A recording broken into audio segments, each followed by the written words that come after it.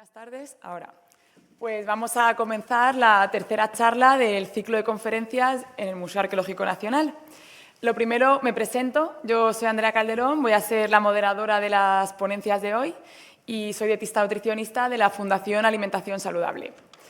Y bueno, hay caras ya conocidas que habrán venido a la primera o a la segunda ponencia. Otros quizás son nuevos, así que antes de nada, en un momento os sitúo por si acaso y si no, pues a modo recordatorio. Estamos en la tercera charla de un ciclo de conferencias que se ha organizado, que comenzó el 24 de octubre y va a durar hasta mayo, que se llama Del Neandertal al supermercado, dieta, evolución y cultura. Entonces, para los que les guste o estén interesados en venir a las demás ponencias, siempre van a ser miércoles a las 7 de la tarde, algunos miércoles sí, otros no, pero podéis consultar el programa tanto en la web del Museo Arqueológico como en la web de nutrición.org para ver las ponencias que hay. Cada una va a ser de temas diferentes, pero todas ellas van a relacionarse con la antropología y la nutrición. Como ya os he dicho, yo soy nutricionista, yo me dedico más al área de la nutrición, pero me parece muy interesante porque yo considero que están ampliamente ligadas ambas ciencias, puesto que yo como nutricionista veo que lo que es la historia de la alimentación podría incluso llegar a servir para reconstruir la historia del ser humano. O sea que tienen gran importancia. Bien, pues hoy de lo que vamos a hablar es de la revolución neolítica, profunda transformación económica, social, mental y de la dieta de las sociedades humanas. Un claro reflejo de lo que somos hoy en día. Tenemos aquí a nuestros dos ponentes. El primero en hablar será el doctor Rafael Garrido Pena y después estará Ana Laminos. El doctor Rafael Garrido Pena es doctor en prehistoria en la Universidad Complutense de Madrid y es profesor dentro del Departamento de Prehistoria y Arqueología en la Universidad Autónoma.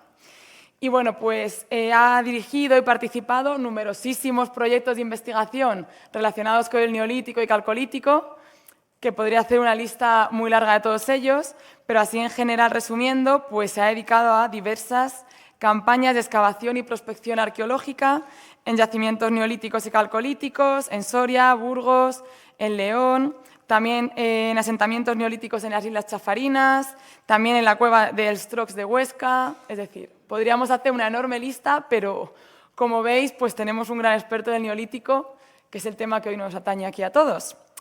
Y después tendremos a Ana Laminos. Ana es licenciada en Biología en la Universidad Complutense de Madrid. Tiene también un máster de Biodiversidad y Conservación organizado por el CSIC y la Universidad Menéndez Pelayo en Ecuador. Y otro máster en Antropología Física, Evolución y Biodiversidad Humana. Y actualmente está dedicándose a su doctorado con el grupo de EPINUT, que es el grupo de Epidemiología Nutricional de la Universidad Complutense, que se dedica a la investigación pues, a todo el área de antropología, epidemiología, nutrición. De hecho, pues, su doctorado tiene que ver con la predisposición genética a obesidad relacionada con factores ambientales diversos y demás. Así que, bueno, yo no os entretengo más. Ya cuando quiera el doctor Rafael Garrido puede comenzar y después ya irá Ana Laminos. Muchas gracias a todos por venir. Bueno, muy buenas tardes. Muchas gracias por la presentación y la generosidad en lo de los numerosísimos trabajos y proyectos y demás. Bueno, mi intención para esta charla, que tiene que ser breve para que podamos intervenir los dos y luego haya un debate, es que fuera digamos, un panorama muy general sobre lo que supone o lo que pensamos hoy en día con los trabajos más recientes que supuso la implantación de la agricultura y la ganadería y la transformación que ello digamos, provocó no solamente en la organización económica, social, ideológica, sino también en la dieta, que es en lo concreto y lo que les interesa particularmente más a ustedes, y por eso este ciclo está teniendo tanto éxito, ¿no? Bien, por comenzar, lo primero que tengo que hacer es justificar, por lo menos por mí mismo, justificarme el título de la presentación, la revolución neolítica. Bien, esto es un título, indudablemente un término muy utilizado en prehistoria, en arqueología, muy utilizado, tan utilizado que en el momento actual, eso que les muestro es un cartel de una exposición que hay ahora mismo en el Museo Arqueológico Regional de Madrid, sobre un yacimiento formidable en Cataluña, La Draga, y se ha titulado así, La Revolución Neolítica. Incluso, si se fijan, el cartel, que me parece formidable también, combina o sea, juega con la estética de la Revolución Rusa, ¿no?, de la bandera soviética, ¿no?, en una versión prehistórica, ¿no? Bien, este término es un término que acuñó en su día Gordon Childe con toda la intención, y sabiendo que no se ajustaba a las características de una revolución, porque una revolución es un evento temporalmente corto, es una subversión de todo el orden social, económico, el mundo ideológico, etcétera, pero en muy poco tiempo. Sin embargo, sabemos, y lo sabía también Gordon Childe, y ahora lo sabemos todavía mucho mejor, que lo que llamamos los arqueólogos el Neolítico, la implantación de la agricultura y la ganadería, no es un evento revolucionario en el sentido de corto en el tiempo, sino que es un proceso muy largo, un proceso que, según algunos autores, cifran, por ejemplo, en el caso del descubrimiento de la agricultura, en un periodo comprendido entre 1500 y 3000 años, nada menos, el proceso a través del cual se llega a la plena domesticación, ¿no?, de las especies vegetales, en este caso de la agricultura.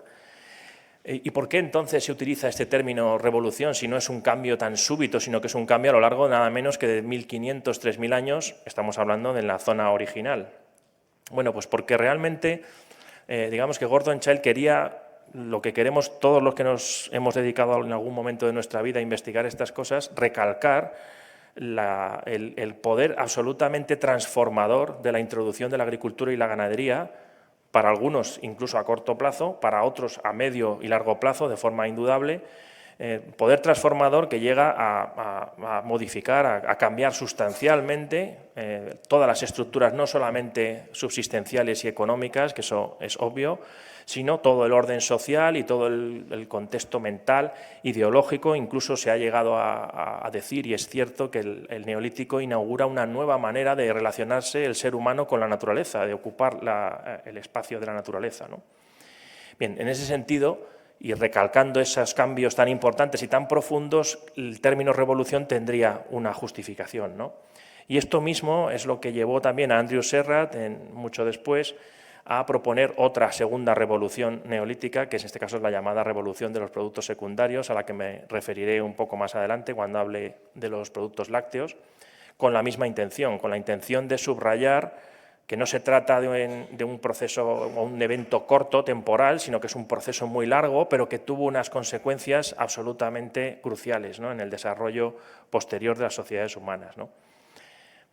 Bien, sin embargo, esto se puede aplicar, como digo, a la zona nuclear, a la zona original, donde surge el Neolítico, de la que a continuación hablaré, pero en otras zonas del mundo, como por ejemplo la propia península ibérica, el Neolítico no aparece, sino que llega del exterior. No hay una domesticación autóctona de especies vegetales y animales, sino que ya la agricultura y la ganadería llega completamente hecha desde el exterior, se instala muy rápido y hace desaparecer en muy poco tiempo el modo de vida ancestral de los cazadores-recolectores, que había sido la manera de vivir de los seres humanos en la península y en toda Europa, digamos, a lo largo de más de 1 millón de años, ¿no? Bien, ¿qué consecuencias tiene la implantación de la agricultura y la ganadería? Bueno, pues muchas, seguro que muchos de ustedes lo saben ya, o vienen con esa idea. El sedentarismo, un incremento al menos o una intensificación del sedentarismo. Sabemos que hay cazadores-recolectores sedentarios o parcialmente sedentarios, pero en este caso la implantación de la agricultura y la ganadería va a llevar a un desarrollo espectacular del sedentarismo. Sin duda ninguna, un crecimiento demográfico espectacular, sobre todo a medio y largo plazo. Y, en definitiva, lo que podríamos denominar un éxito adaptativo sin parangón. Y no solamente un éxito adaptativo de los humanos, sino un éxito adaptativo también de los domésticos, de las especies vegetales y animales en las cuales el ser humano o con las cuales el ser humano entra en relación, ¿no? De hecho, ya hace muchos años Rindos hizo una propuesta sobre el origen de la agricultura, en el que llegaba a hablar incluso de una simbiosis, ¿no?, una relación auténticamente simbiótica, ¿no?, en la que ambas especies, humanos y ciertas especies vegetales, habían logrado un éxito evolutivo muy importante, ¿no?, y mutuo, además. Incluso él hasta pensaba que éxito más todavía de los domésticos que de los humanos, ¿no? Bueno, gracias a la implantación de la agricultura y la ganadería, digamos, desde un punto de vista evolutivo, meramente evolutivo, la especie humana ha tenido un éxito muy notable. Pero también los domésticos, como decía ahora, en su competencia con las restantes especies vegetales y animales. En este sentido, se puede decir que el desarrollo de las economías agrícolas es sin duda el factor más influyente en la pérdida de la biodiversidad global del planeta. Esto no lo estoy diciendo ni con alegría ni justificándolo, pero es un hecho evidente que la expansión de las especies vegetales domésticas en comparación con sus parientes silvestres ha sido espectacular como fruto de esa relación que, si seguimos lo que decía Rindos, podríamos calificar incluso de forma un poco atrevida de simbiótica, ¿no? Bien, la agricultura aparece hace unos 11.500 años y la ganadería un poco después, en Próximo Oriente, y llegan a la península ibérica hace unos 7.600 años aproximadamente. ¿Cuáles son los cultivos fundadores del Neolítico en Próximo Oriente? Bueno, pues son el trigo, con todas sus variantes, el monococcum, dicoccum, la escaña y escanda, la cebada, los guisantes, las lentejas, los garbanzos, el hierro y el lino. Desde entonces, desde que se introducen estos cultivos, transforman por completo y de forma irreversible la dieta de las sociedades humanas. Pero antes de analizar en qué sentido se transformó la dieta, veamos primero qué comían o cuál era la dieta de los cazadores-recolectores mesolíticos, justo el periodo inmediatamente previo, ¿no?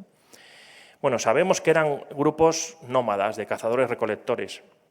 Y en Próximo Oriente las evidencias más detalladas de recolección vegetal las hemos podido obtener de un yacimiento excepcional, Ojalo II, que tiene fechas que se remontan al 23.000 antes del presente, es decir, estamos en pleno Paleolítico Superior.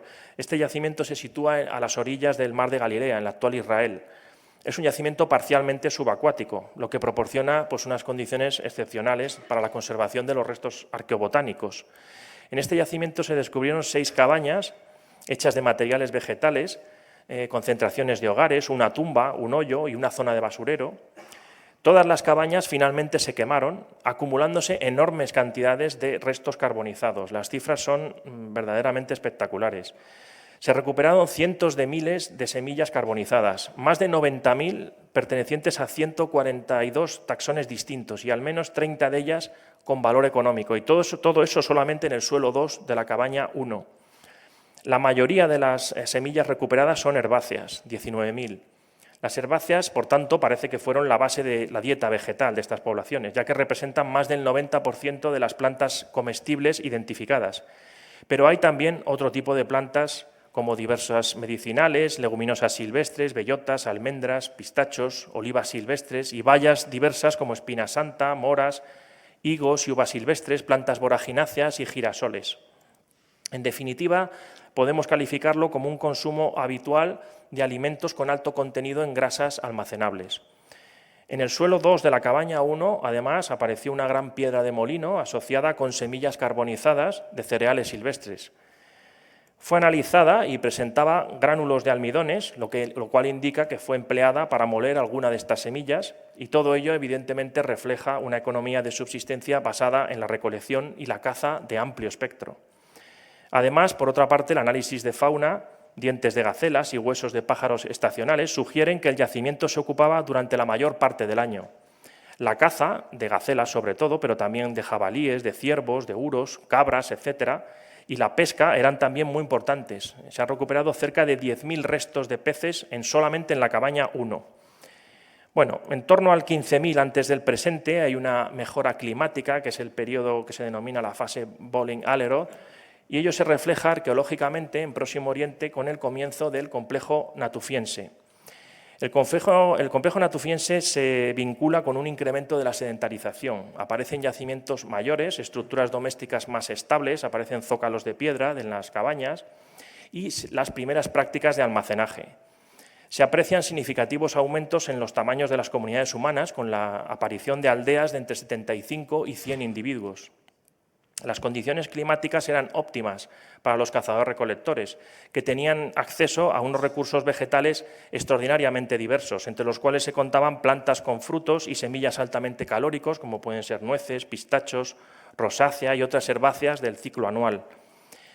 En un yacimiento natufiense, Wadi Hamed 27, se pudieron identificar varios taxones potencialmente utilizados en la alimentación, como granos de herbáceas, en concreto de cebada silvestre, leguminosas de tamaño medio, al menos lentejas, pequeñas legumbres de tipo Trifoliae, pistachos y quizás hojas y semillas de malva. Bien, otro enclave de comienzos del Natufiense en el Levante meridional, con restos arqueobotánicos, es la cueva de Jayonim. Allí aparecieron cebada silvestre, almendras, guisantes y lupino. La industria lítica natufiense está dominada por segmentos microlíticos que son empleados como proyectiles de caza, puntas de flecha, y también aparecen láminas con lustre de uso, es decir, que fueron empleadas para cosechar cereales silvestres. Se documentan también en el Natufiense en grandes cantidades morteros, almireces y toda clase de recipientes de piedra. Por ejemplo, en Karasa III, en el sur de Siria, aparecieron 84 molinos. Es un yacimiento donde se descubrieron 10 cabañas alineadas formando un arco sobre un cerro basáltico que fueron, parece ser, ocupadas simultáneamente. El análisis funcional realizado a uno de ellos por Terradas y otros autores en 2013 localizó huellas de su empleo como mortero para procesar vegetales, sobre todo cereales, y de hecho se identificaron fitolitos y almidones. El análisis de huellas de uso que se ha realizado sobre molederas de otros yacimientos, como Ain Mayaja, Jayonim Cave, Jayonim Terras, demuestra que durante el Natufiense se emplearon para diversas tareas, entre ellas el procesamiento de legumbres y cereales. Bien, pero ¿cuándo y cómo surge la agricultura y la ganadería?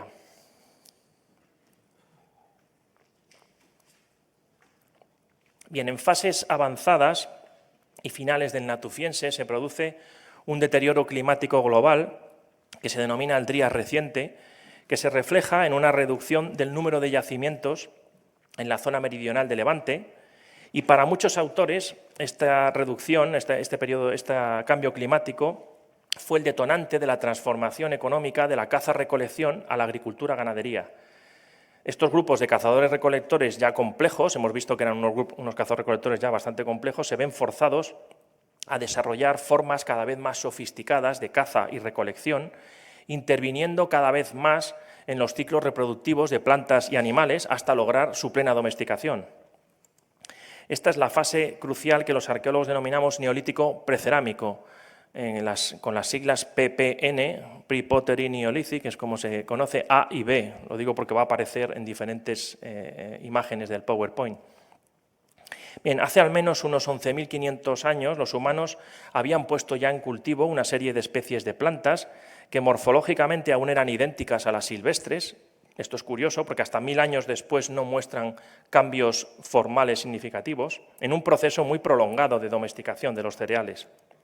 Los yacimientos del Neolítico precerámico A, o PPNA, se distribuyen por todo el Levante, con una concentración muy notable en la zona mediterránea del Valle del Jordán, donde tendríamos Jericó, Hatula, Netib Haddud, Gilgal y Gesher, pero también hay otro foco, otro núcleo de yacimientos muy importantes en el norte de Siria y sur de Turquía, con sitios de arquitectura tan espectacular como Yerf el Ahmar, Göbekli Tepe, Yadeh y Tel Abyad III.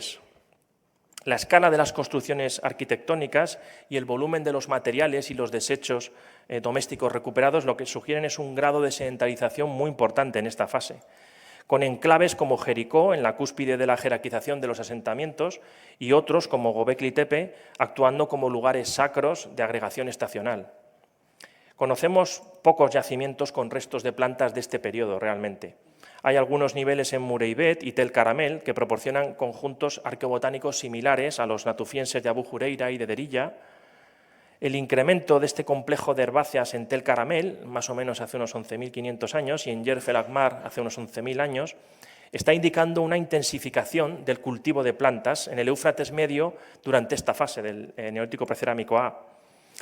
Si tenemos en cuenta que la escanda silvestre no se adapta bien a los suelos calcáreos del Éufrates medio y no habría respondido bien tampoco al ascenso de temperaturas de comienzos del Holoceno, de hecho hoy en día es una región demasiado árida y cálida para estas tareas.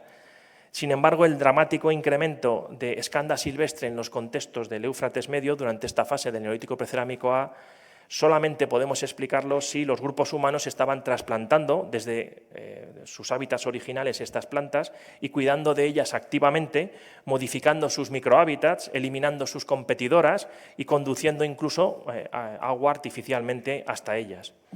Por otra parte, en yacimientos del Neolítico precerámico A, como en Etib Haddud y Gilgal, se han recuperado cantidades muy importantes de cebada morfológicamente silvestre y de avena silvestre.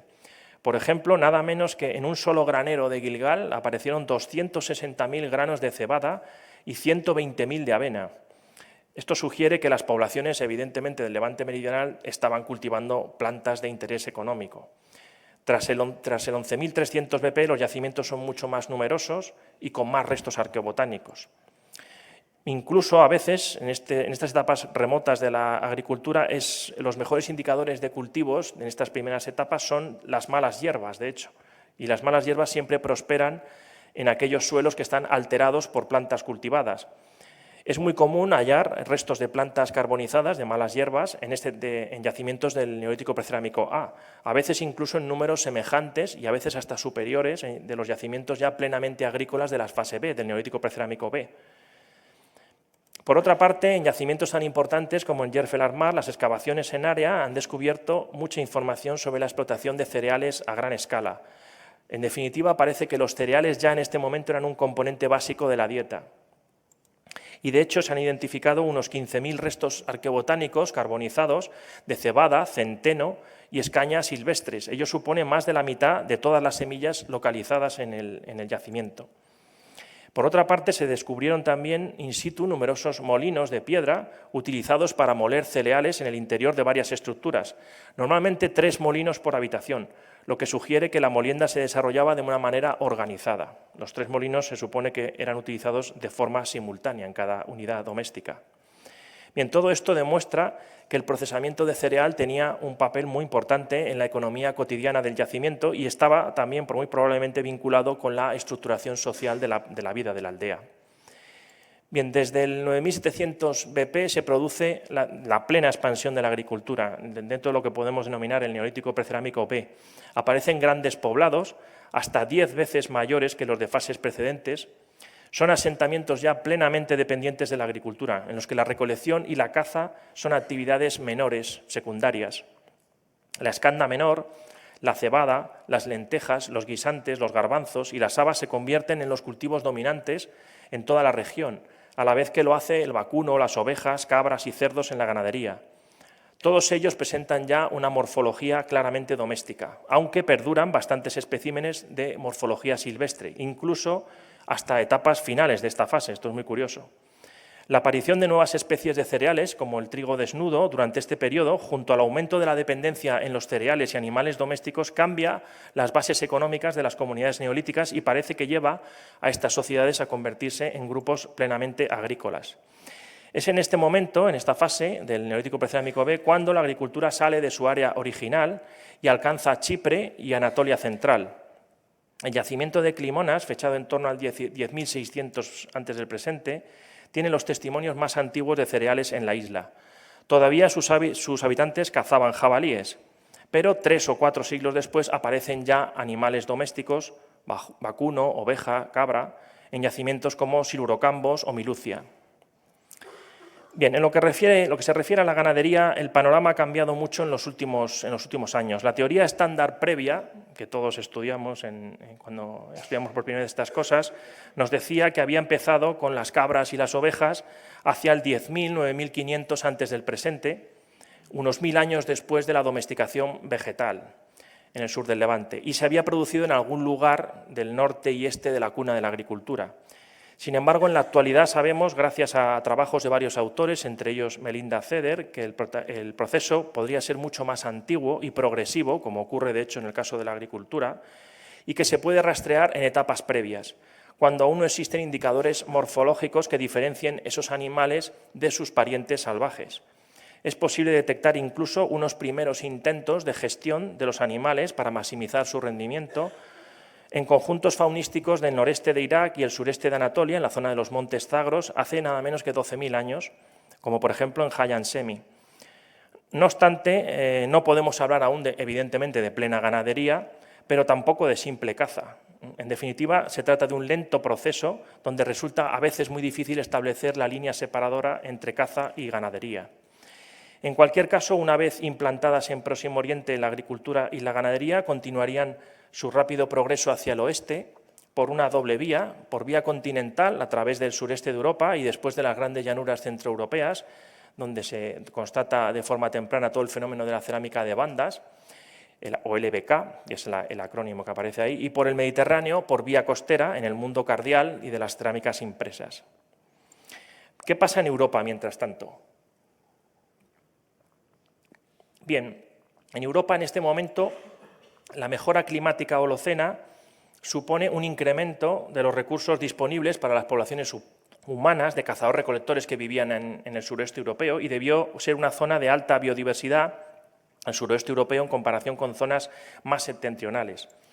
En las zonas costeras de densa ocupación en esta etapa, donde se producen los característicos yacimientos de tipo conchero, por ejemplo, las características geográficas con zonas próximas al mar, abundantes ríos, grandes diferencias altitudinales en pequeñas distancias, permiten que en cualquier comarca se pudiera acceder con facilidad a diferentes biotopos.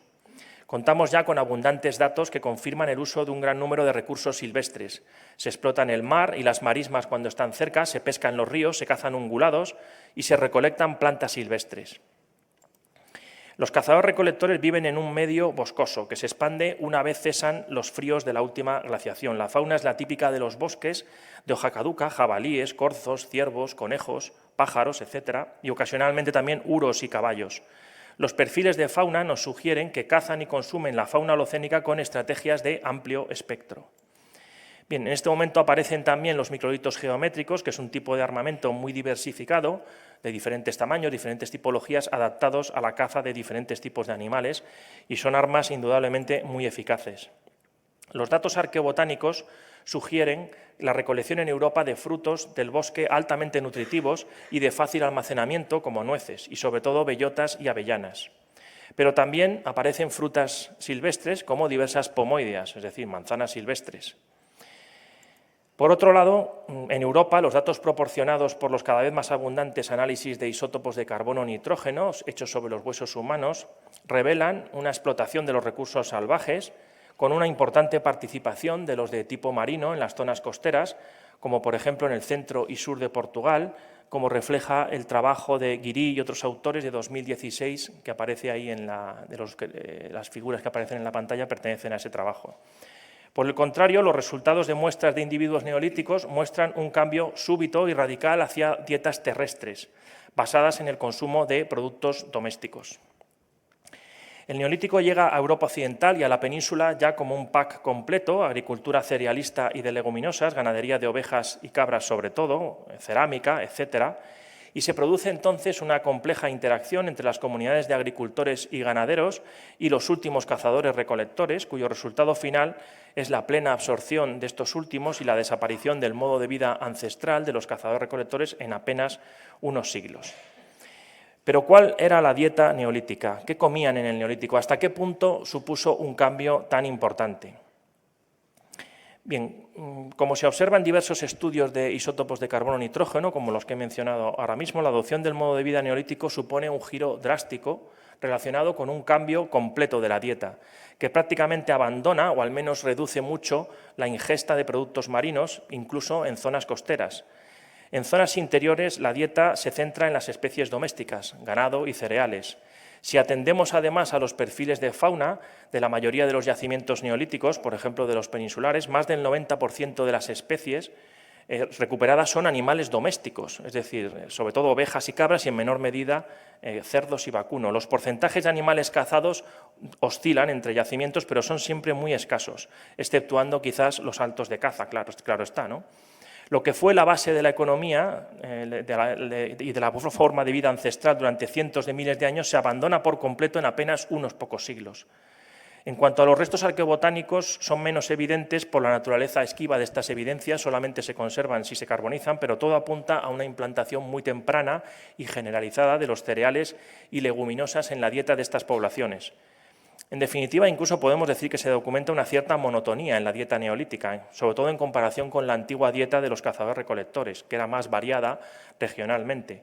Ahora es una dieta bastante homogénea en toda Europa, cereales, oveja y cabra sobre todo. Aparecen una serie de nuevos alimentos que aparecen como consecuencia de la introducción de los domésticos en la dieta y que esos alimentos, que todos ustedes conocen sin duda, desde entonces constituirán la base de la dieta y de nuestra alimentación, incluso en la actualidad. El primero de ellos, como pueden imaginar, es el pan. Los cereales transformados en harinas en los molinos de mano debieron consumirse en forma de gachas y también panificados ya desde el comienzo de la agricultura. Ello recoge una larga tradición previa de molienda de los cereales y otras plantas silvestres entre los cazadores-recolectores de Próximo Oriente. Por ejemplo, en el natufiense, toda esa amplia gama que ya les mostré anteriormente de instrumental pulimentado, de morteros, molederas y molinos, nos demuestra que esa gente estaba aprovechando esos cereales silvestres y machacándolos para hacer este tipo de productos. Y, de hecho, las imágenes que ven en pantalla pertenecen a un artículo que se acaba de publicar este mismo año en una revista de impacto, donde se ha descubierto el posible hallazgo de un pan mesolítico, podríamos denominarlo así. Es decir, un pan hecho a base de cereales silvestres, en el yacimiento natufiense de Shubaika I, en Jordania, que ha sido publicado este mismo año por Arranzo Taegui y otros autores. Bien, otro de los alimentos que aparecen en este momento, en relación de los nuevos alimentos que aparecen en este momento, son las bebidas alcohólicas y, en particular, como pueden imaginar, la bebida alcohólica que deriva de los cereales, es decir, la cerveza. Por supuesto que no podemos descartar la existencia de bebidas alcohólicas previas al Neolítico, hechas sobre fermentación de productos silvestres, pero indudablemente las primeras evidencias empíricas se vinculan con el Neolítico y en concreto con la cerveza. Los estudiosos de esta bebida nos dicen que es un alimento muy completo y que se conserva muy bien.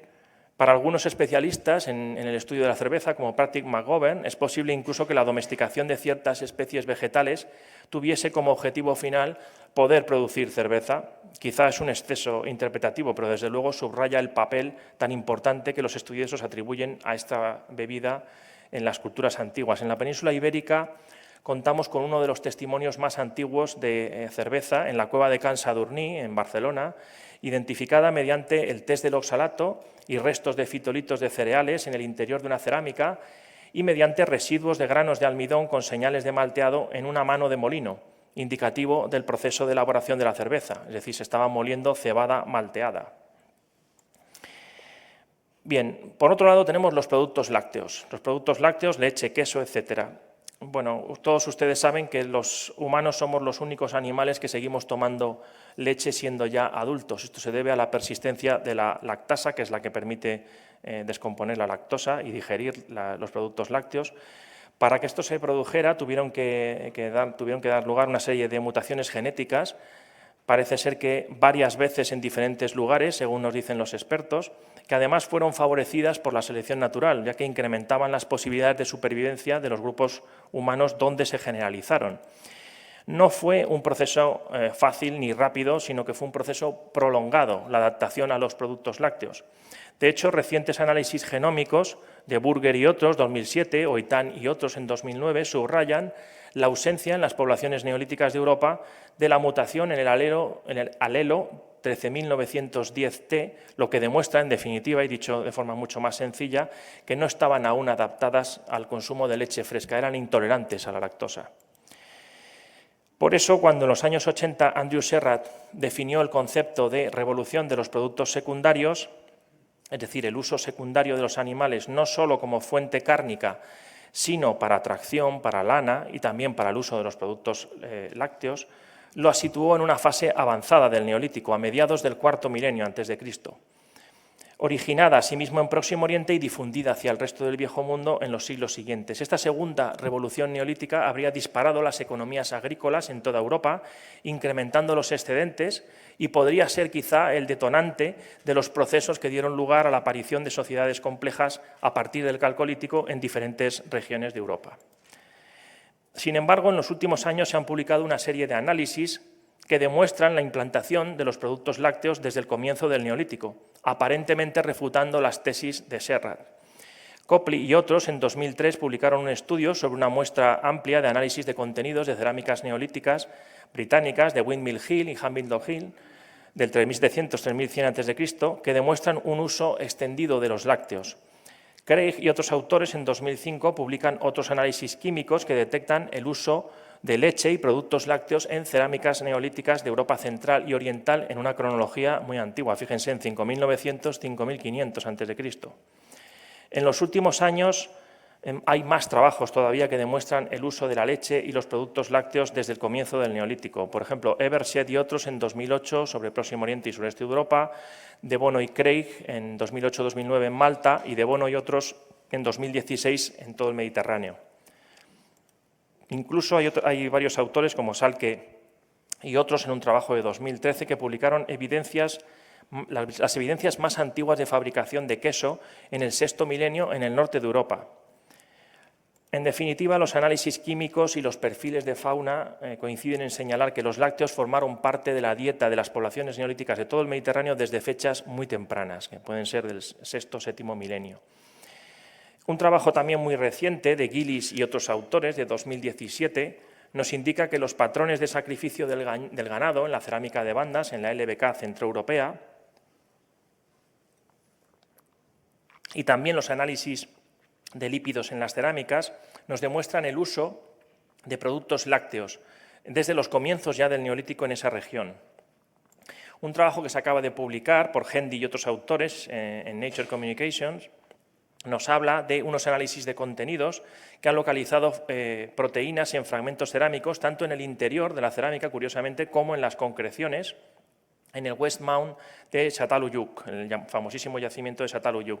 Están fechados en el 6000, 5600 a.C. y en ellos se han encontrado productos lácteos, sobre todo leche de oveja y cabra, y también unos recipientes especializados en el manejo y consumo de leche de vaca y de suero, curiosamente de suero.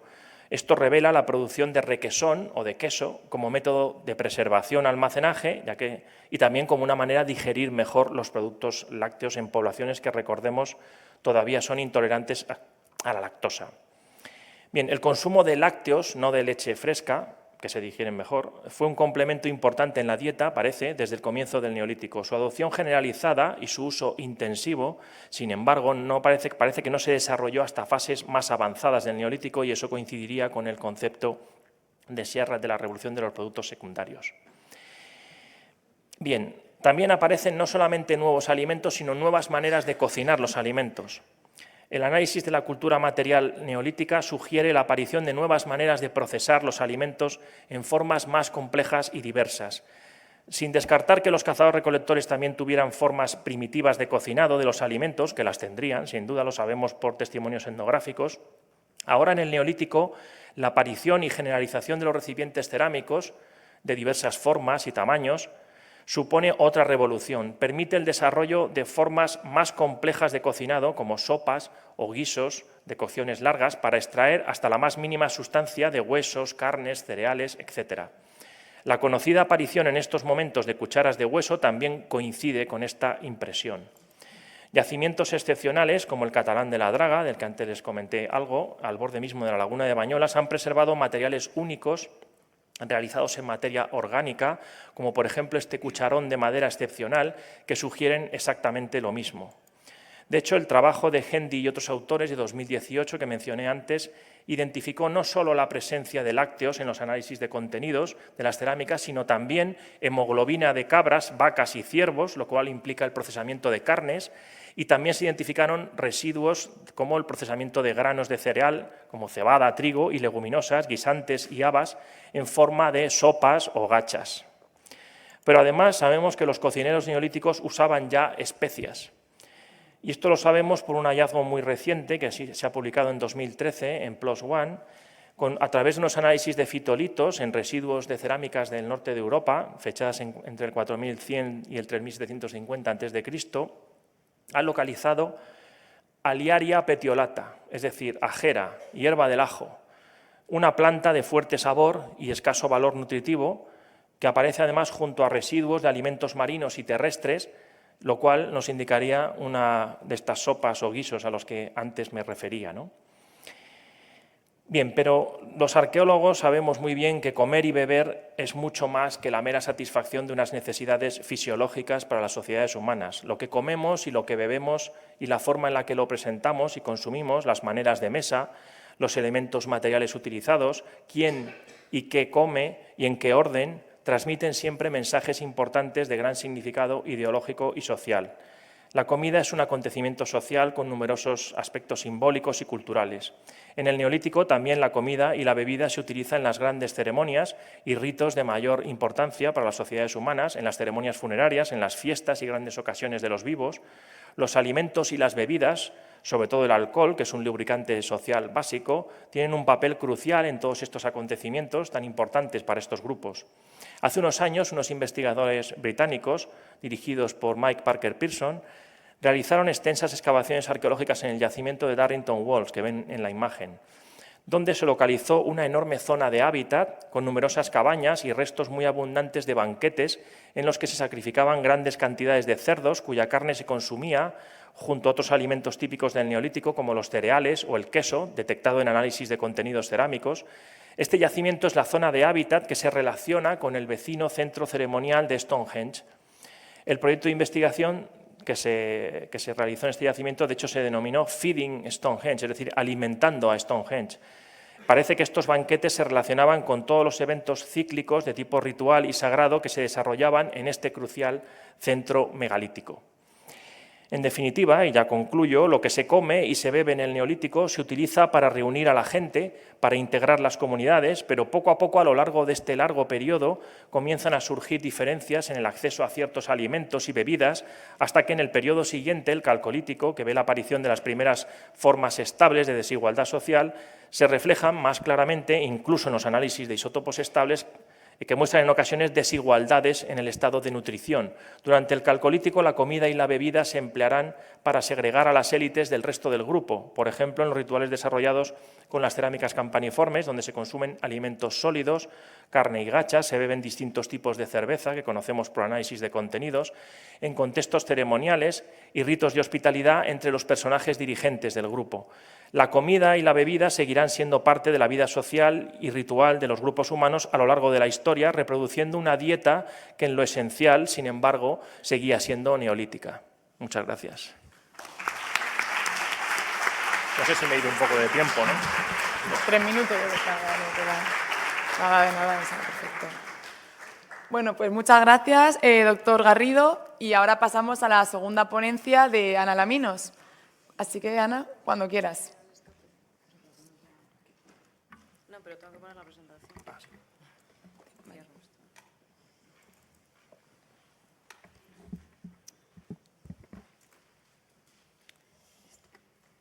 Buenas tardes a todos.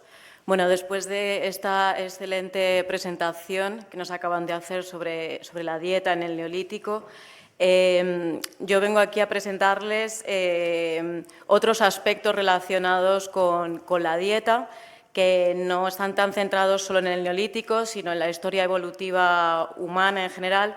Y vengo a presentar algunos ejemplos en los que se han visto interacciones entre los genes y la dieta, ¿no?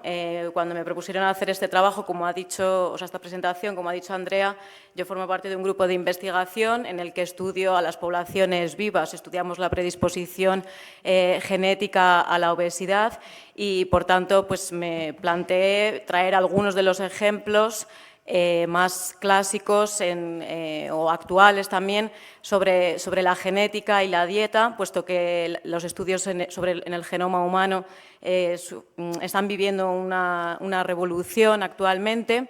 Y bueno, quiero presentarles algunos de estos ejemplos de manera sencilla y de lo más fiel posible a los trabajos de los investigadores, y si cometo alguna imprecisión, pues ya de antemano pido disculpas.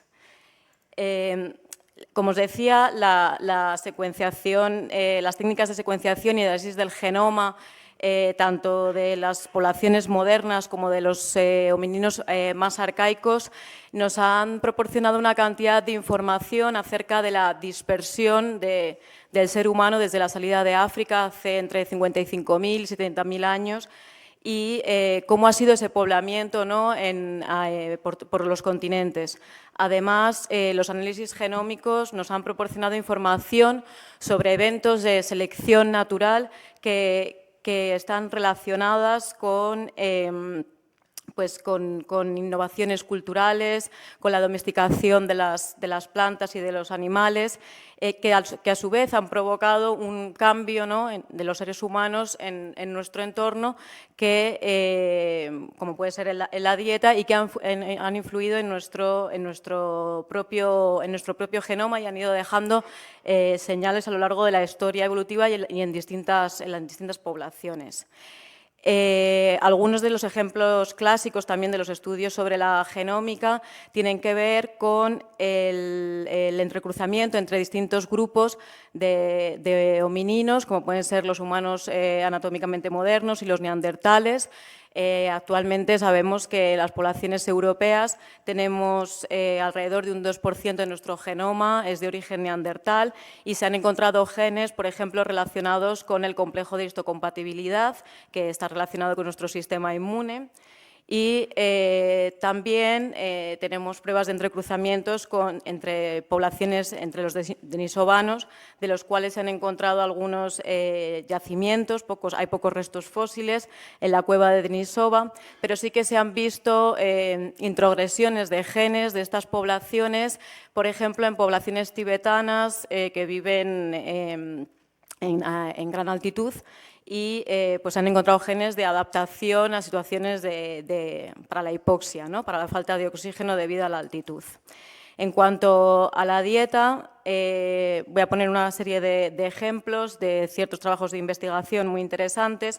Este que les presento en primer lugar fue publicado en la revista Nature y tiene que ver con el gen que codifica para la enzima de la amilasa y cómo ha evolucionado o cómo está presente en distintas poblaciones en función de su dieta.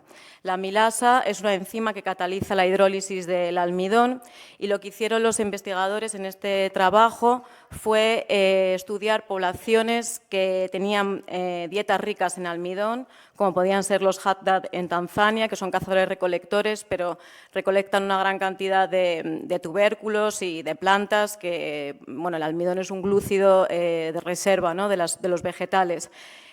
También estudiaron poblaciones americanas con ancestría europea, poblaciones japoneses, de japoneses, como también saben ustedes que tienen el arroz, ¿no?, es parte importante de su dieta, y la compararon con otras poblaciones que tenían dietas pobres en almidón, como pueden ser los Biaka, que son cazadores-recolectores de la República Centroafricana, los Datok o los Yakut, que son los de la fotografía de la derecha, que son poblaciones siberianas que se dedican más al pastoreo y la pesca.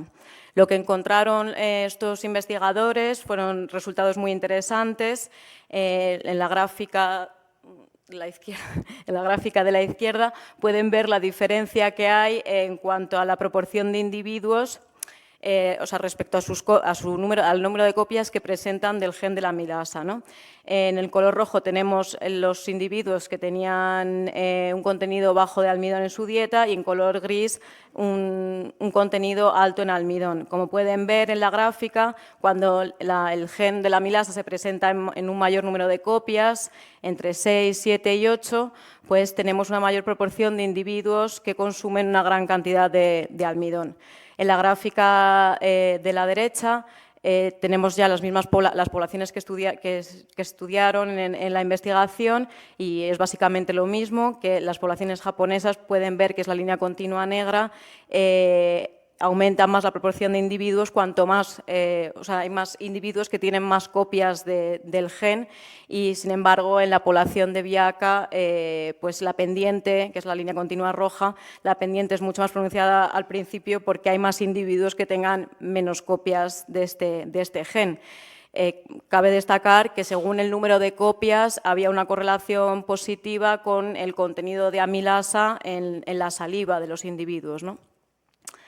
Bueno, esto que ya lo han presentado anteriormente, no me voy a detener mucho. Otro de los ejemplos clásicos sobre la genética y la dieta es la tolerancia a la lactosa. Como bien han explicado, los mamíferos, después de del destete no somos capaces de tolerar la lactosa, salvo los seres humanos en una cierta proporción de individuos, individuos que tienen ciertas mutaciones. Estas mutaciones que pudieron surgir como al principio, a comienzos o en el Neolítico, eso luego lo podemos precisar un poco más, se fueron extendiendo hacia Europa central y hacia el norte y se deben a mutaciones genéticas, la variante que ha explicado él anteriormente, ¿no? Sin embargo, aquí quería presentarles el mismo mapa que se ha expuesto anteriormente, porque los colores oscuros, ¿no?, identifican las zonas donde hay más individuos que tienen tolerancia a la lactosa. Podemos ver que en Oriente Medio hay un punto importante, en Europa Central, Europa del Norte, pero también hay otro en África, ¿no?, en el oeste de África.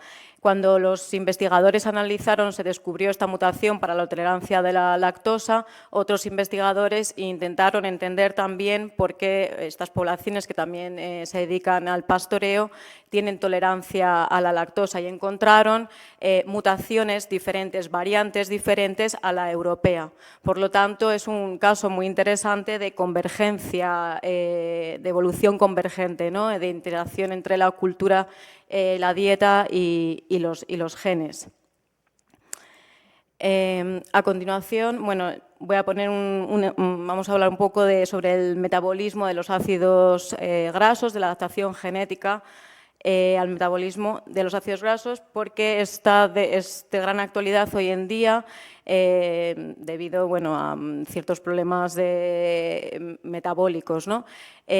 Nosotros necesitamos ácidos grasos esenciales, como los ácidos grasos omega 3 y omega 6, que son esenciales porque no somos capaces de sintetizarlos por nosotros mismos. Necesitamos incorporarlos a través de la dieta, o bien directamente estos ácidos grasos o bien sus precursores, ¿no? Entonces, hay una serie de genes que los he señalado ahí, son el FATS1 y el FATS2, que son de gran interés hoy en día porque están relacionados con el nivel de lípidos en sangre y con estados inflamatorios y con el riesgo cardiometabólico. Estos genes están involucrados en el metabolismo de los precursores para la conversión de ácidos grasos omega 6 y omega 3. Algunos investigadores se propusieron analizar, ¿no?, cuál había sido el papel en la historia evolutiva, ¿no?, de las poblaciones y hicieron análisis genómicos comparativos entre poblaciones actuales, homininos arcaicos y primates. Lo que encontraron en esta investigación fue que había básicamente dos tipos de haplotipos o variantes, que serían el haplotipo D en color rojo y el haplotipo A en color azul. Como pueden ver, en África la mayor parte, 3/4 partes en la frecuencia que encontramos el haplotipo se encuentra el haplotipo D. Luego, en Europa podemos ver que ya hay ciertas proporciones del haplotipo A. En el este de Asia, más o menos el 50%, y en la parte de América, el continente americano, prácticamente toda la frecuencia, más del 90%, corresponde al haplotipo A. Pero, ¿qué quiere decir, ¿no?, que tener un haplotipo u otro, o sea, unas variantes u otras? El haplotipo D es mucho más eficiente en la conversión de los precursores del ácido linoleico y el ácido alfa-linoleico en ácidos grasos omega 3 y omega 6. Encontraron que los individuos con el haplotipo D tendrían una mayor proporción de ácidos grasos omega 3 en un 24% y de omega 6 en un 43%. Esto, siendo ácidos grasos esenciales, es interesante porque dependiendo de los haplotipos y de los recursos que tengas o el acceso a las grasas, pues a lo mejor hoy en día puede ser que aumenten más los lípidos en sangre debido al origen de los haplotipos. En cualquier caso, sí que se observan diferencias en cuanto a las poblaciones, ¿no?, y en cuanto a la biosíntesis. Y esto también en cuanto al metabolismo de los ácidos grasos, se han observado también señales específicas en poblaciones inuit de Groenlandia, que se han encontrado adaptaciones a la dieta y al clima. Estas poblaciones, como saben, bueno, tienen unas dietas muy específicas que están relacionadas con el consumo de pescado y de mamíferos marinos, que son muy ricos en ácidos grasos omega 3. Y, curiosamente, bueno, en esta publicación encontraron que había asociaciones de ciertas mutaciones también relacionadas con los genes que les he expuesto anteriormente, ¿no? Y que estaban relacionadas con una menor saturación de los ácidos grasos, o sea, como si una menor... o sea, sería como un efecto protector, ¿no?, cardiometabólico para estas poblaciones que consumen una gran cantidad de ácidos grasos. También se encontraron otras variantes, por ejemplo, la que acabo de señalar, que tiene que ver con la protección contra el estrés oxidativo de los ácidos grasos, y otras relacionadas con el índice, con la distribución de la grasa corporal, y bueno, también con adaptaciones al frío. Asimismo, una de las variantes más específicas de este grupo, que era muy frecuente en los inuit, pero que se encuentra en bajas proporciones en poblaciones europeas y en poblaciones chinas, que fueron con las que los compararon, estaban asociadas con un menor peso en estas poblaciones y con una menor altura, una menor estatura. Esta misma señal ha sido encontrada en poblaciones nativas americanas, también correspondientes a estos genes. Como pueden ver en este mapa, pues la misma señal que está en Groenlandia se ha encontrado en América de manera muy destacable en América del Sur, y bueno, los nativos americanos poseen la misma señal positiva que los inuit, y se debe a que ambos grupos descienden, ¿no?, de una misma población ancestral que había vivido en Beringia, cuando todavía la zona entre Alaska y Siberia era un paso de tierra firme, ¿no?, y quedaron poblaciones aisladas que, una vez que se empezaron a retirar los hielos, comenzaron a poblar el continente americano, y algunas se dispersaron hacia Groenlandia y otras hacia el resto de América. Para finalizar, voy a hacer unos pequeños comentarios sobre la genética de la obesidad humana, que es un poco lo que voy a intentar investigar en los próximos años. Como todos sabéis, la obesidad bueno, está influida por muchísimos factores, ampliamente reconocido en que hay factores genéticos, ambientales, de los ambientales muchísimos, bastante estudiados, como temas de la nutrición, la actividad física, el sedentarismo, ¿no? También los niveles, aspectos socioeconómicos, el nivel de estudios, la microbiota intestinal, muchísimos factores, ¿no? Todos ellos nos llevan a estados, muchas veces la obesidad lleva a estados de inflamación crónica, de resistencia a la insulina, y a padecer una serie de morbilidades como pueden ser la hipertensión, la hiperglucemia, la hipercolesterolemia y la hipertrigliceridemia, que junto con la obesidad central, la obesidad abdominal, que es un reflejo de nuestra obesidad visceral, conforman lo que se conoce como síndrome metabólico, ¿no?, que está muy asociado a la enfermedad y a la mortalidad por eventos cardiovasculares.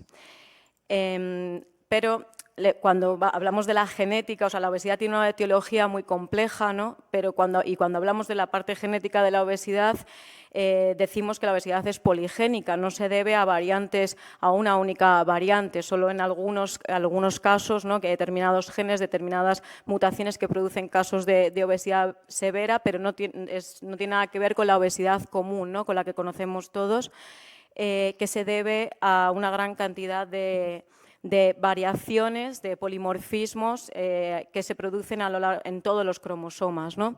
Entonces, no tendría que ver con una sola variante, sino con muchas otras. Se llaman polimorfismos de un solo nucleótido, ¿no? Estos cambios en el ADN. Bueno, aquí lo vamos a ver más claro. Estos serían los 23... serían los 23 pares, faltan los pares, los cromosomas humanos, y, por ejemplo, si se observa en el cromosoma 1, en azul están indicadas variantes que ya se han detectado, que se han asociado con el índice de masa corporal. En color verde podríamos ver algunas de esas variantes que están asociadas con la obesidad abdominal, y así sucesivamente vemos que las encontramos en muchos cromosomas, ¿no? Por lo tanto, es difícil. Se conocen actualmente 100 polimorfismos de 100 variantes, pero faltan muchas todavía por descubrir. Alguna de las más clásicas, esa que he señalado ahí, en el gen FTO, que se ha encontrado en muchas poblaciones humanas, está asociada con el índice de masa corporal, y también se han encontrado tanto en población adulta como en población infantil. En cuanto al origen evolutivo de la obesidad, bueno, es un tema muy controvertido, y como el origen de la obesidad es poligénico, pues hay mucha discusión y está totalmente en discusión actualmente. La primera hipótesis de la que se habló la formuló Niels en 1962 y hablaba de genes ahorradores, de la hipótesis del gen ahorrador. Él decía que pues habría una serie de genes que habrían favorecido el acúmulo de energía y que, por lo tanto, habrían sido seleccionadas en las poblaciones del pasado ante situaciones de hambruna, ¿no? Como les digo, bueno, muchos autores han rechazado esta teoría y todavía se sigue discutiendo. Igualmente, les quiero poner algún ejemplo sobre algún gen ahorrador. Y también actualmente, hace poco, en el 2014, otros investigadores propusieron una hipótesis relacionada con la adaptación al frío y con la termogénesis, que es la forma que los humanos, ¿no? Y muchos otros animales, tenemos de producir calor. En cuanto al ejemplo que quería poner sobre un gen ahorrador, bueno, en esta investigación que se publicó también en la revista Nature, aquí encontraron una variante muy específica de las poblaciones de Samoa. En Samoa, en la Polinesia y en la Melanesia, que son bueno, en islas del Pacífico, hay unos índices de obesidad altísimos. En algunos casos, el exceso ponderal puede alcanzar más del 80% de la población, ¿no? Y lo que hicieron estos investigadores fue estudiar estas poblaciones y compararlas también con otras poblaciones europeas. Y lo que encontraron fue esa variante que les he señalado con el círculo rojo, y lo que produce esa variante en el gen CREB-RF es que produce un aumento del índice de masa corporal entre 1,36 kilogramos por metro cuadrado por cada copia del alelo que presentan, ¿no? Entonces, como pueden ver en la gráfica, en la parte de la derecha, tenemos, bueno, las mujeres en morado. Si ven el índice de masa corporal medio, supera con creces el 30, ¿no? 30 es el punto de corte para la obesidad, según la Organización Mundial de la Salud. Entonces, bueno, pues es una única variante, está incidiendo de manera importante, ¿no?, en el aumento del índice de masa corporal en estas poblaciones que tienen esta variante prácticamente en altísimas frecuencias, y que es muy rara de encontrar en poblaciones europeas, por ejemplo. También está asociada con una disminución del uso energético y con un mayor acúmulo de grasa en los adipocitos. Por lo tanto, bueno, los autores lo proponían como un gen ahorrador, ¿no?, que contribuye a la obesidad en humanos en estas poblaciones. Bueno, siguiendo con ese mismo trabajo, aquí lo que quería enseñarles es un poco el tejido, ¿no?, en este caso es el tejido sin la mutación. Los puntitos rosas tienen que ver con las gotas lipídicas, y al otro lado, bueno, esta otra es la de la mutación, que tiene mucho más contenido de lípidos, ¿no?, porque acumula mucha más grasa. Y las gráficas de la parte inferior hacen referencia al consumo de energía, a la respiración basal, a la producción de ATP. Y como pueden ver, la variante de la mutación corresponde a las barras en azul clarito. Por lo tanto, se ve que el consumo de energía, medido por distintas variables, es menor que cuando no existe esta mutación.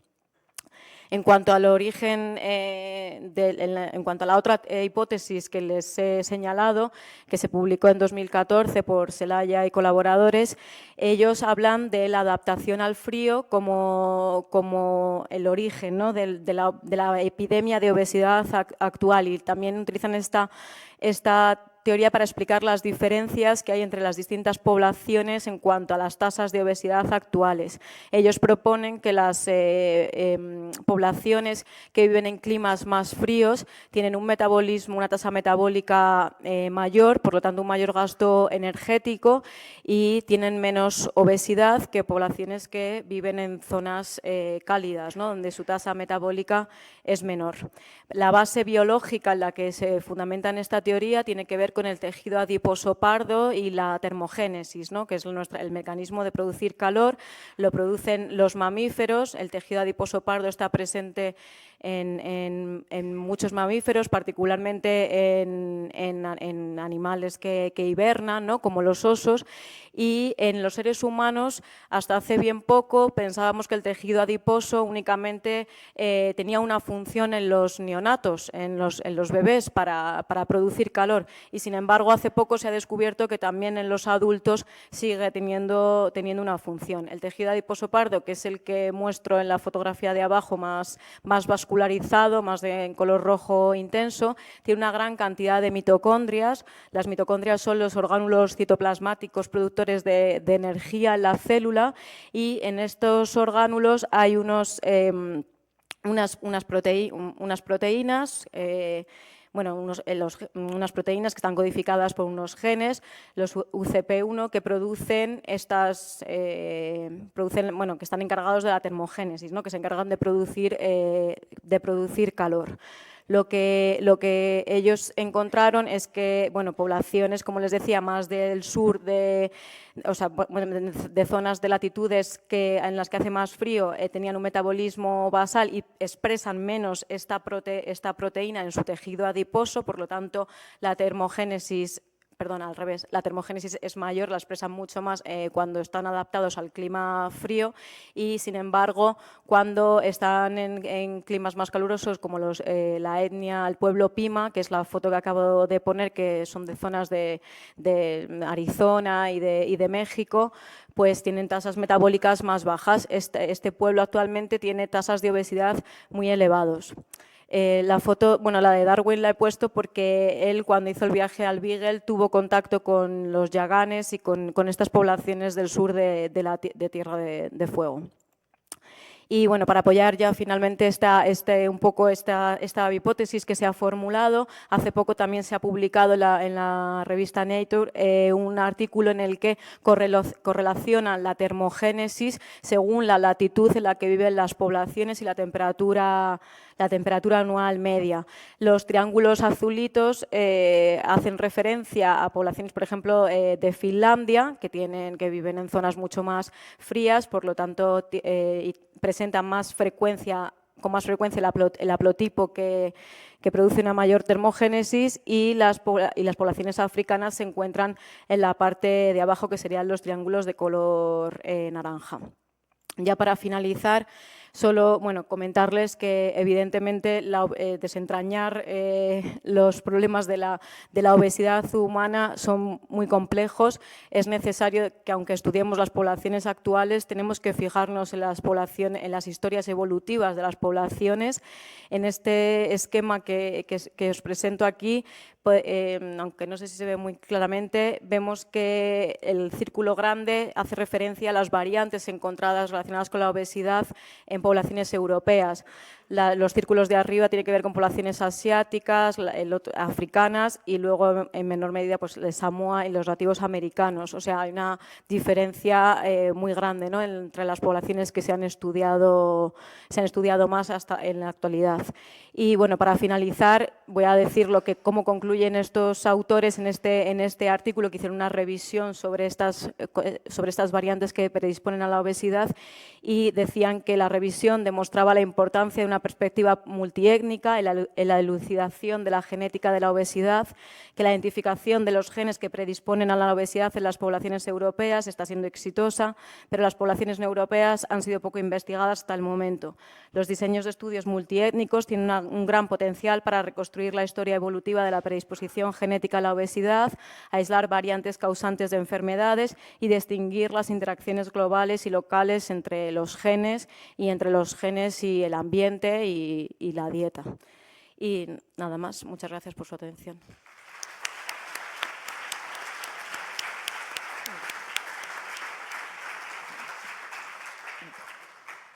Bueno, pues muchas gracias, Ana. Está apagado, yo creo, ¿no? Muchas gracias a los dos excelentes ponentes que hemos tenido hoy aquí. Nos han hablado de dos temas muy diferentes, dos visiones diferentes, pero a la vez bastante relacionadas y muy enriquecedoras ambas. Así que, si os parece, pasamos ahora a una ronda de preguntas, un pequeño debate. Quien quiera pues, puede hacer alguna aportación, reflexión, pues todo lo que os parezca conveniente. Mira, por allá tenemos el primero.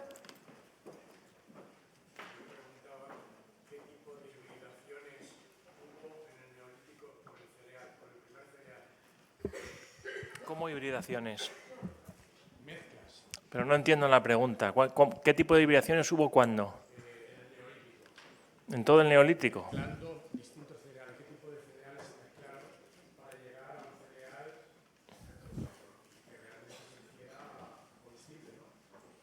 Bueno, los cereales silvestres son comestibles. Los cereales silvestres son igualmente comestibles. Es decir,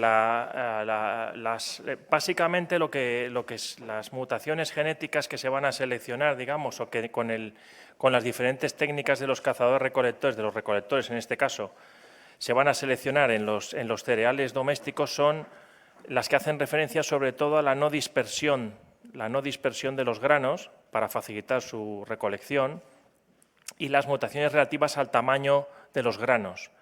A los granos que sean, y el número de granos por espiga también. Ese es el tipo de mutaciones, digamos, que se generan naturalmente en la naturaleza y que los recolectores mesolíticos iban a buscar, y eso forma parte de ese tratamiento sofisticado, esa recolección sofisticada que va a desembocar finalmente en la agricultura.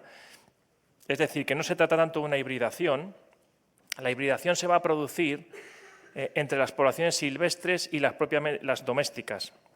Porque inicialmente los primeros cultivos domésticos son pequeños campos o pequeños grupos de plantas rodeadas por inmensidades de cereales silvestres. Entonces los cereales silvestres, por la vía de la polinización, entonces va a sufrir una introgresión, digamos. Eso se aprecia muy bien en los estudios genómicos que se han hecho de los cereales. Se aprecia muy bien cómo en el propio genoma de los cereales actuales hay una historia evolutiva muy compleja. Digamos, no es que sobre todo de los cereales en Próximo Oriente, en la zona donde están rodeados de sus progenitores. Una vez que sale el cereal doméstico fuera de Próximo Oriente, ya no va a estar rodeado de sus progenitores silvestres y entonces su evolución va a ser mucho más rápida hacia formas domésticas. Mientras esté rodeado de las poblaciones silvestres, por ejemplo, en Próximo Oriente, en diferentes zonas de Próximo Oriente, eso va a hacer que incluso en etapas muy avanzadas ya del Neolítico precerámico B, todavía se documenten cereales que tienen una morfología silvestre, aunque sabemos positivamente que ya eran grupos agrícolas, pero morfológicamente son silvestres porque esas poblaciones, insisto, están rodeadas de campos y de auténticas extensiones enormes de cereales silvestres y por la polinización se produce una contaminación, entre comillas, ¿no? Con una hibridación, podríamos hablar. Pero realmente lo que van a buscar los cazadores-recolectores de los cereales silvestres son aquellos aspectos que les interesan a ellos a efectos productivos y de recolección, que son que no se disperse la semilla, segundo, que la semilla sea más grande y, en tercer lugar, que haya más semillas por espiga.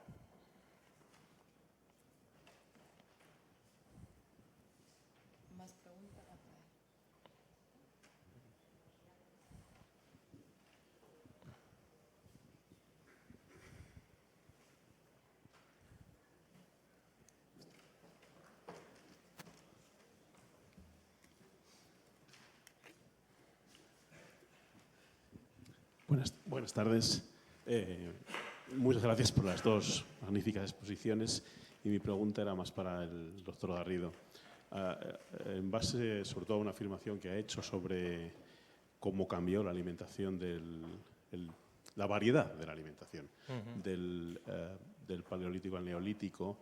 Y según tengo entendido yo, no solamente cambió la variedad, sino que empeoró la calidad de vida al principio de los habitantes de la gente del Neolítico, incluso disminuyó su tamaño, problemas dentales, y cómo, a pesar de todo, eso triunfó y tiró para adelante. Personas con peor salud, más bajitas, con menor esperanza de vida, y evolutivamente triunfaron. Esa a mí me deja maravillado. ¿Qué opina usted al respecto? Bueno, pues estoy totalmente de acuerdo. Es una cuestión que yo creo que no está resuelta, pero lo ha expuesto usted fenomenal. Es así, tal cual. Es decir, la introducción de los cereales supone un incremento espectacular de las patologías orales, de las caries y de todas las enfermedades relacionadas con las patologías orales, que no son solamente las caries, sino patologías cardíacas, diabetes, etcétera. Además de eso, efectivamente, el tema de la talla que se está estudiando en la actualidad, también eso afectó. Y, sin embargo, a pesar de todo eso, el resultado, el crecimiento demográfico a partir del Neolítico es espectacular. Eso es algo innegable, vamos. Y detrás de todo eso está la agricultura, indudablemente. La agricultura tiene la capacidad de proporcionar más cantidad de alimento por unidad de superficie que la caza y la recolección. De tal forma que si la población crece, los cazadores-recolectores, si crece la población, se ven obligados a regular el tamaño de la población y con medidas muy drásticas. No pueden superar un determinado tamaño, mientras que los agricultores no tienen nada más que ampliar ligeramente los campos de cultivo y ya con eso tienen suficiente producción para aumentar y permitir ese crecimiento demográfico constante. Entonces, quizá eso es lo que es el motor, la gasolina, digamos, continua para el crecimiento de la población, a pesar de que sus condiciones de vida probablemente fueran peores. Al hilo de esto, simplemente a modo de reflexión, siempre me ha llamado mucho la atención, se lo he oído a algún investigador, ¿no? Como el relato bíblico de la expulsión del paraíso puede estar reflejando exactamente eso, como el hombre tiene que empezar a convivir con animales que transmiten enfermedades.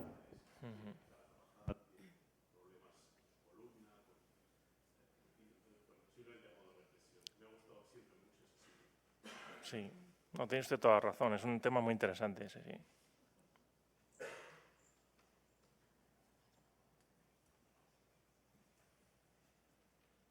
¿Más preguntas?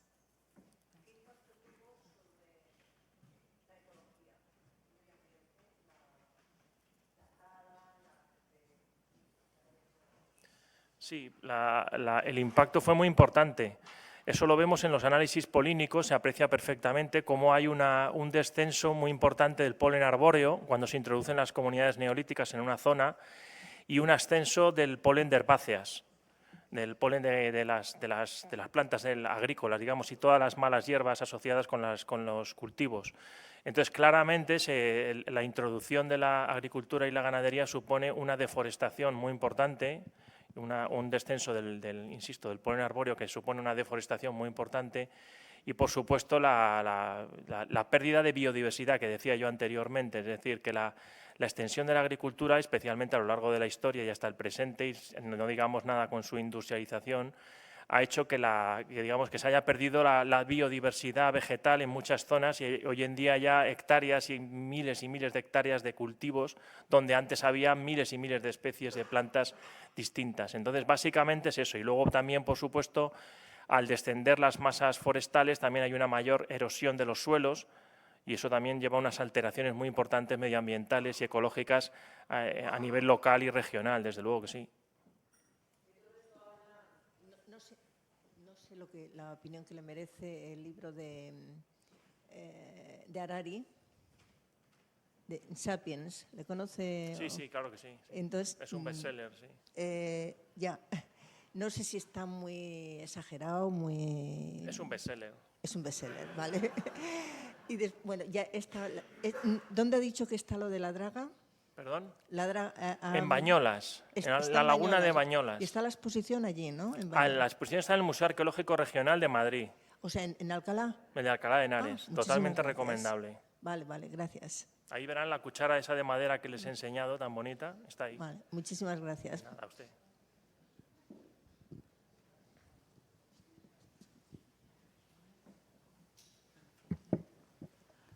¿Otras preguntas, reflexiones? ¿Alguien más que se anime a hacer algún comentario? Yo creo que ya nadie más. ¿Cerramos, os parece? Bueno, pues si ya no hay más preguntas... bueno, a pesar que la pregunta. Ha levantado la mano. Bueno, pues si ya no hay más preguntas, si queréis, pues cerramos ya la conferencia de hoy. Antes de terminar, recordaros para quien quiera apuntarse, para el día siguiente, que será el próximo 12 de diciembre, también aquí, de nuevo miércoles a las 7, y que la conferencia se titulará qué antigua es la globalización de Oriente y Occidente a nuestra mesa. Y la darán el doctor Esteban y la doctora Lola Marrodán, que es una de las coordinadoras también de esta actividad, de este ciclo de conferencias. Así que nada, agradeceros de nuevo que hayáis venido hoy aquí a la tercera conferencia y a nuestros ponentes que nos han dado unas ponencias excelentes. Pues muchas gracias.